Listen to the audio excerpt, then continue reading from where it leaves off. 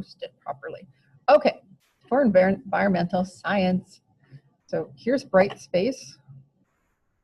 And again, whoops, that's math. All right, go to my waffle, go to environmental science. All right.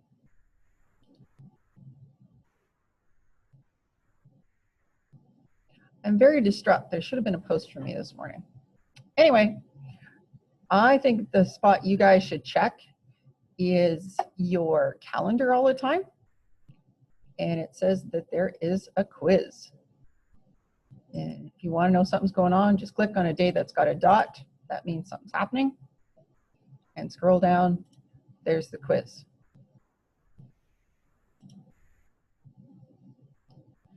And for me, then it falls apart because I do not have the Start Quiz button. So sometime today, I want you all to take that quiz. Some of you have still not signed into Brightspace at all, and I can tell. And I can tell some of you have signed into environmental and not math. I can tell. Please do it. Please do these practice quizzes. Again, I don't know what our final exam is going to look like. And if some of it ends up being partly online, then it's a good thing if we all practice. So I need you to take the quiz, and then I can actually see how it marks it and what it looks like. So these are not for marks, but it's going to help you. Okay, back to today's PowerPoint. Slideshow from current slide. On Friday, we looked at the ozone layer and we watched the video about the ozone hole.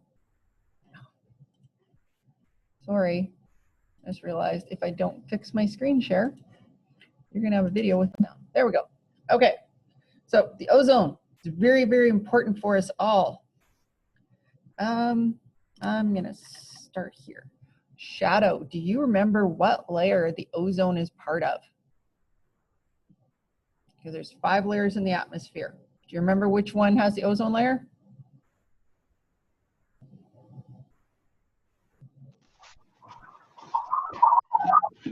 I can't find it. Okay. Brad, do you know? Is it the thermosphere? Nope, not quite. Troposphere and the stratosphere. Stratosphere is the one I'm looking for. The actual ozone layer is part of the stratosphere. We do have ozone in the troposphere, like where we live. Okay, that's a question on your test. What layer do we live in? We live in the troposphere. So for us, ozone can clean stuff up, get rid of smells, purify water, do disinfecting. That's the good stuff it does. On the bad side, it can also, when it gets into your eyes or lungs or any other of your mucous membranes, things that are membranes that are basically wet, it can cause burning and irritation. Okay, so, but in the stratosphere, as the ozone layer, it protects us from ultraviolet radiation. That's yet another test question because I started working on the exam on the weekend, right? That's what the ozone protects us from. And in general, it can be harmful to humans and other animals. Sunburn, you know that. Ozone layer or not, you always know that it's UV rays that give you the sunburn. It can cause cataracts, depress your immune system, premature aging, and skin cancer. And that's basically for all animals. I didn't know it, but pigs can get sunburns. I had a cousin who bought it. I don't know why he did. He bought a bunch of pigs. He was going to become a pig farmer.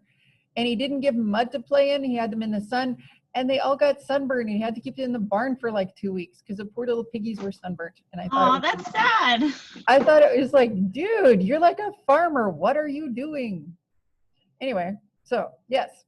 And skin cancer, right? Bad sunburn, if you're not careful, it can turn into skin cancer. We'll talk about that more in Biology 30.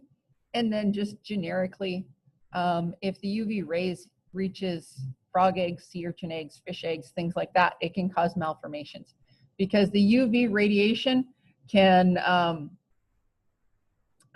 make changes to the DNA And then that's where the malformations come from. Plant-wise, it can reduce the size, quality, and quantity. It reduces the ability to fight disease, which is a really cool one, because look, depresses the immune system. It does exactly the same thing in plants. Okay? It can change when plants flower, which, so what? But if you have, for example, when bees come back in the spring or come out of dormancy, what's one of the first flowers? Somebody should know this. That they always say, leave them alone so the bees can eat them. Anybody know? The daisies. The daisies, and also Dandelions. dandelions is the big one, right? They're always saying leave because there's not a lot of other flowers out when the dandelions are there. Also, it'll kill what's called phytoplankton, which is a base of the food chain. If you remember from last chapter, we talked about phytoremediation. So phyto's got to do with plants, and plankton is just little organisms. Come on. Okay. So what did humans do? And this is one of the most successful environmental things that humans agreed to. And it was in Montreal. And it's called the Montreal Protocol on the substances that deplete the ozone layer. And it was signed by 30 countries in September of 1987. That's probably the only date I ask you to remember in the entire course. Oh, wait, and that the Industrial Revolution was like 1770 or 1750. And it was ratified and has been agreed to by all 197 countries on Earth. They didn't all sign in at the very beginning, but they have signed in at this point. So what does it mean? Recognizing that worldwide emissions of certain substances can significantly deplete and otherwise modify ozone layer. Whoops, and now I can't read the rest. Sorry. Your faces are all in the way. I'll make you go away for a sec. All right, in a manner that is likely to result in adverse effects on human health and the environment.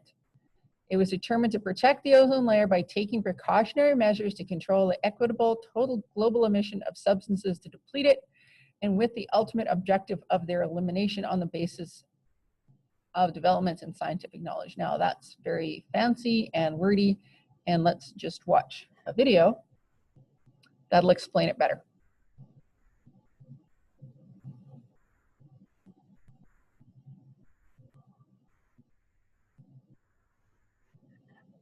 Let me share with you one of the greatest success stories of environment negotiations ever. Indeed, it may be one of the greatest success stories of any sort of negotiations on this planet.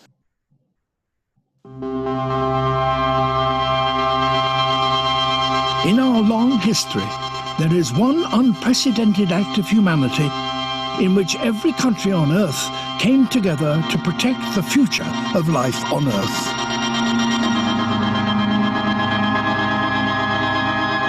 The Montreal Protocol. The story of the Montreal Protocol is in some ways also the story of the 20th century. Something that was a great invention, namely a chemical, chlorofluorocarbon, had unintended consequences that suddenly became a planetary problem. It all began with a good idea. In the 1920s, coolants in refrigerators were so toxic that a leak could kill you. So we invented safer chemicals to do the job, CFCs. The wonder chemicals of the 20th century. They were so versatile, people's lives were transformed. But in 1974, Sherwood Rowland and Mario Molina predicted that the Earth's natural sun shield, the ozone layer, was being eaten by CFCs at a terrifying rate. We felt a great responsibility to actually warn society that something could happen. All eyes turned to the ozone layer. And sure enough, there was an enormous hole in the stratosphere. It was such a shocking revelation. Over half the ozone layer destroyed above Antarctica in a decade. If the destruction wasn't stopped, we'd be at risk from lethal levels of UV radiation. We'd be in dead trouble. We'll have a blind, burnt population. Faced with this global threat, the world came together to take action. And in 1987, more than 30 countries agreed to phase out the production of CFCs and signed the Montreal Protocol.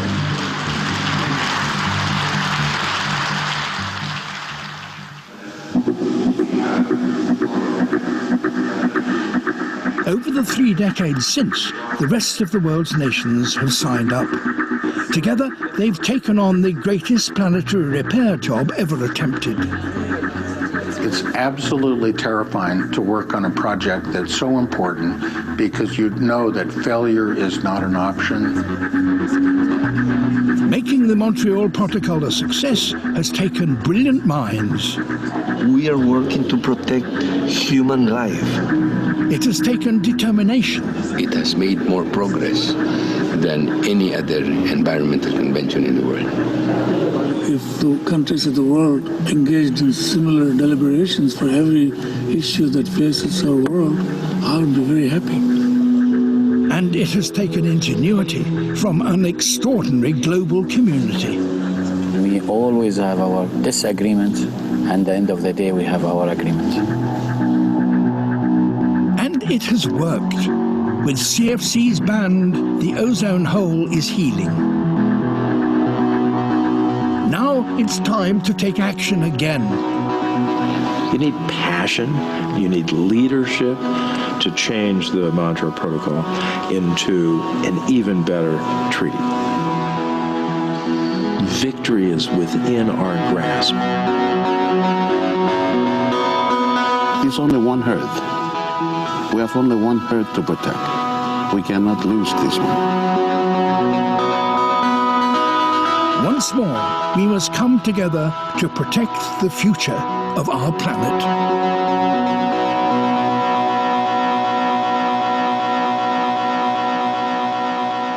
To you, the delegates, and as somebody who considers himself part of the Montreal Protocol family, as you meet in Kigali, look to history, remember where the Montreal Protocol started off from, and please help the world to take the next step. There is need for everybody to compromise, but sometimes out of small steps towards one another, big things can happen, and you, as a family of the Montreal Protocol, have demonstrated that time and time again.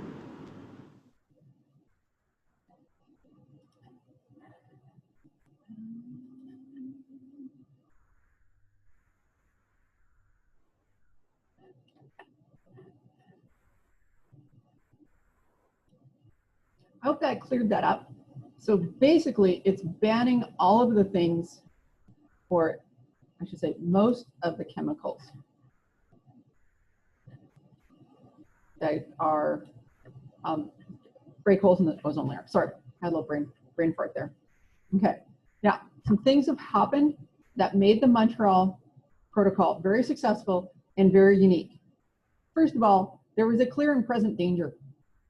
We watched the video the other day. You saw the video here with the cool colored picture, but you can't argue that there was a hole in the ozone layer, and the data was there, and there was international agreement. So that was the first thing. There was nobody saying, nah, that's not really happening. The scientists don't know anything, right?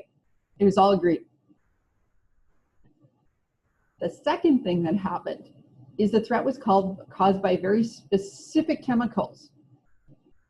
And it was the chlorofluorocarbons. It was the freon from the fridges. It was the halon in fire extinguishers and a few more other things. But they were only made in a few places, and they're only used for a few things. And one of the biggest reasons it worked, is replacement chemicals were already available. I don't think you could go out and find an aerosol spray can that actually contains CFCs anymore. I don't think you can find, okay, I'm not 100% sure what's in fridges, but it's been replaced. So it was not a hardship to anybody. And you can compare this, for example, the Kyoto Protocol, okay, that started in 1997. You don't have to remember that date, but it was like 10 years later. And it's on climate change to reduce greenhouse gas emissions. And number one, there is no international agreement on the problem. There's some countries, we won't mention them, but they are south of us, for example, that at least some of their leadership was saying that there isn't a problem at all. Okay.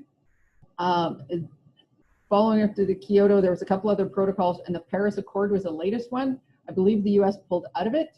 And now that they have a new president, we're going to have a new president, they're looking at becoming part of it again to worry about the greenhouse gases. The problem with the Kyoto Protocol and the Paris Accord and all of those, not the problem, is we're asking to replace fossil fuels. And that runs vehicles, that runs industry. It's a lot more to give up your car as opposed to like spray can to make your hair look pretty. So Ozone Montreal Protocol, very specific. Excuse me, the Kyoto protocols and the ones on greenhouse gases are a little more difficult to replace. All right, where are we now? Now this was a couple of years ago, but this year, and I think this, I said a couple of years ago, it's the smallest it's been since 1985. So we're starting to fix it.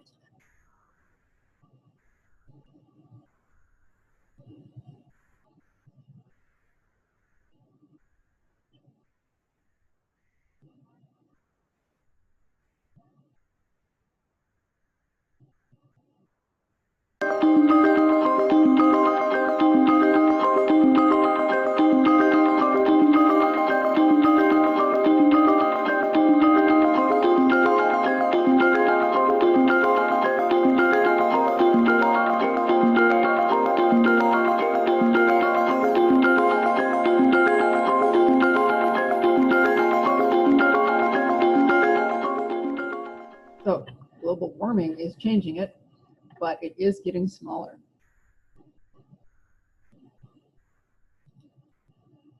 Oops, sorry. What does it look like to At this point, the only ozone hole is over the Antarctic. Remember that? That's another test question. Scientists are saying there is a chance that by 2050 there might be one in the Arctic, but at this point I haven't read anything recently about that, whether it's going to happen or not. But you can see if it does happen, it's going to be affecting everything above the red line. So a lot of Northern Europe and Canada would also be affected by it. All right, another update. We did ban all the Montreal Protocol, banned all the CFCs, but there are other chemicals that have not been banned that are still causing problems. You don't necessarily need to know those, just know that they're still causing problems. One of them is dichloromethane, which is in paint stripper, and dichloroethane, which is in the manufacture of PVC pipes. And I think PVC pipes, I want to say, are all the black pipes that are used for plumbing. Okay. The original chlorofluorocarbons are still being found. There are some specific exemptions. For example, if you get a job on a nuclear submarine, their fire suppression uses CFCs. That's the only one I know of. So it's pretty rare. So there is a little bit still being made, and some of it is being manufactured illegally. They're still picking it up. But definitely without the Montreal Protocol, things would be way worse than where we are right now. All right, we are going to look at the very bottom of your page on page 6. I didn't leave blanks, I just put the chart in for you. So I'll just quickly run through it. All right, so carbon monoxide is a clear, colorless gas. It is what kills you. So if you have anything that burns, all living organisms have carbon as a base, so they will give off carbon dioxide. But if it's burning in an environment where there's not a lot of oxygen, then it will form carbon monoxide instead. So CO as opposed to CO2.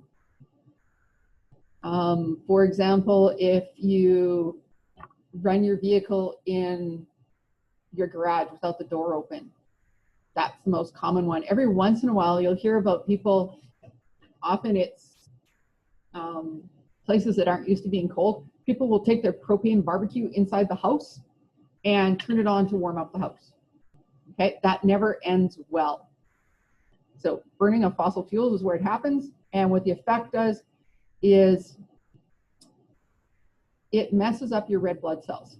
So your red blood cells, their job is to carry around oxygen. So they get to your lungs, they pick up the oxygen attaches to the hemoglobin, it then cruises to your cells, drops off the hemoglobin, and comes back to your lungs and picks up more.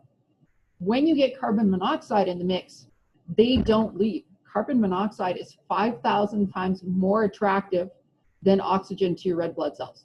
It's like you've got an opportunity to hang out with, okay, I'm going to date myself here, Brad Pitt, Angelina Jolie, whoever is the hot, sexy person right now, and they just don't let it go. So even though there's going to be oxygen around, your body just, the carbon monoxide keeps cycling through your system, and essentially you suffocate. Okay, so that's carbon monoxide. Nitrogen oxides, okay, so it's NOx. If you just remember nitrogen oxide, that's fine. It's nitrogen burning at a high temperature. We talked about nitrogen at the beginning. It's a very stable molecule with a triple bond. And if you burn it at a high enough temperature, it will break up and it will combine with oxygen, and it's N2O, NO2, N2O5, like there's a whole bunch of them. So the lazy way, because this isn't a chemistry class, is we just kind of group them all together. And I have to read. It makes the body vulnerable to respiratory infections, lung disease, and cancer. And it's got to do with smog and also acid precipitation, because when this stuff combines with oxygen, or sorry, with water in the atmosphere, it will create acid rain. All right, sulfur dioxide. Sulfur dioxide is from burning sulfur. Okay? The most common place, for example, in Saskatchewan, is our coal-fired power plants. Okay, and it, like the nitrogen dioxide, nitrogen oxides will combine with water in the air, or simply water in your nasal passages or your eyes or your throats or something like that, to form sulfuric acid, so it causes irritation. Okay, VOCs, volatile organic compounds. Think of this, that smell. If you ever buy a new car, it's like that new car smell. Or just think about when, if you could buy something something plastic at the dollar store and you open it up and it's got that plastic stink, that's a volatile organic compound. Okay. According to this, it says it comes from burning fuels, but it's also that pretty much any plastic or adhesive or something is going to give that smell off. It contributes to fog formation and serious health issues such as cancer. So other than carbon monoxide, you can answer cancer as a side effect of all of these. And the last one is particulate matter, which is just dust in the air. Okay, and it says it can be particles of liquid or solid, but mostly solids. Agriculture, burning stuff, fly ash from our coal-fired power plants. It can reduce visibility, respiratory problems, again, linked to cancer. And that, I think, oh, air pollution in home. You guys have that picture? All right, I still have 7 minutes, so I can go through it. So you've got, I'll let you look at it later. We've got lots of VOCs. Again, if it smells, it's probably a VOC. If you buy paint right now, you can actually buy stuff that is called low VOC, so it doesn't smell as much or as long. Okay, I want to talk about cars and actually finish up all of this in the next 7 minutes. All right, so cars have what are called catalytic converters on them. When those first came out, farmers, like my dad, had a habit of taking them off the cars. I don't remember why my dad did it, but he did. I think it's because it got too hot. Because if you take a car with a catalytic converter out to the field and you parked on some grass or you parked on some stubble, you could easily start a fire. I don't think you're allowed to do that anymore, or your car doesn't work anymore. There's enough sensors. So what are they for? When you burn gasoline or diesel or something like that, you get some unburned hydrocarbons released into the atmosphere. Okay, so you get some unburnt hydrocarbons, carbon dioxide, and also the nitrogen dioxides. So what it does is it takes the, this, okay, so here it comes out of my car. This catalytic converter basically reheats it and reburns it. So it takes those hydrocarbons that didn't get burnt the first time and makes them into carbon dioxide and water, which are okay in the environment. Any carbon monoxide that was formed is turned into carbon dioxide, and it changes all the nitric oxides into nitrogen. So essentially it just reburns them and makes them into a better, something less stressful or less pollutant. Okay. As for industry, oh, there's another picture. Okay, so you got your hydrocarbons and your nitrogen oxides and everything coming in here. So they add oxygen at high temperatures, and it ends up changing it into stuff that is a lot less lethal. And there's catalysts in there, which are things which speed up a reaction without being used up. All right, so industry-wise, most of the particulates that are given off are either liquids, or sorry, gases or solids. If it's a gas, oh shoot, there's an 8-minute video. You know what? We are gonna stop there. I will look at this. We will look at this tomorrow. As I said before, I guess I can stop.